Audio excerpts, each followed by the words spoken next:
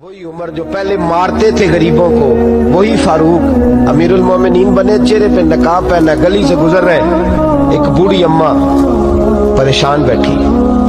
उमर रोक गए, गुलाम से कहने लगी बूढ़ी परेशान लगती है।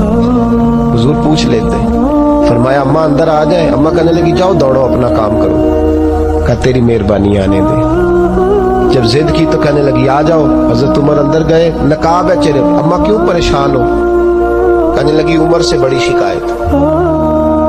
क्या हुआ? कहने लगी बूढ़ी भी हूँ, बेवा भी हूँ, बे औलाद भी हूँ, 25 दिनार का कर्जा चढ़ गया, 3 दिन हो गए रोटी नहीं खाई। उमर अमीरुल मोमिनीन है, उसने मेरा हाल ही नहीं पूछा। हजरत उमर कहने लगे अम्मा उमर को क्या पता तू इस हाल में है? तो मदीने की वो बूढ़ी औरत भी जानती थी कि जमहूरियत क्या होती है। जमहूरियत क्या होती है? अम्मा उमर को क्या पता कि तू उस हाल में है? तो वो अम्मा बोली, कहने लगी क्या कहा तुमने? उमर को पता नहीं?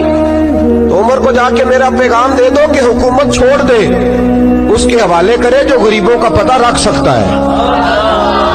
ना इधर उधर की तू बात कर, ये बता कि काफिला क्यों लुटा? मुझे रहजनों से गरज नहीं, तेरी रहबरी का सवाल है। तू बहाना करके साइड पे हो गया, बोल। तू पता रख नहीं सकता तो क्यों हुकूमत करता है? आपके गुलाम कहते उमर दौड़ लगा के बाहर निकले, खाना पक्का पकाया घर से लाए, 25 दिनार भी लाए, 2 बोरियां अनाज की कंधों पे रख ली। गुलाम कहने लगा हुजूर मुझे दे दे। फरमाया वादा कर कयामत के दिन भी मेरा बोझ उठाएगा। हुजूर मैं नहीं उठा सकता। उमर लाए, उस बूढ़ी अम्मा को 25 दिनार दिए, 2-3 महीने का राशन दिया, खाना खिलाया।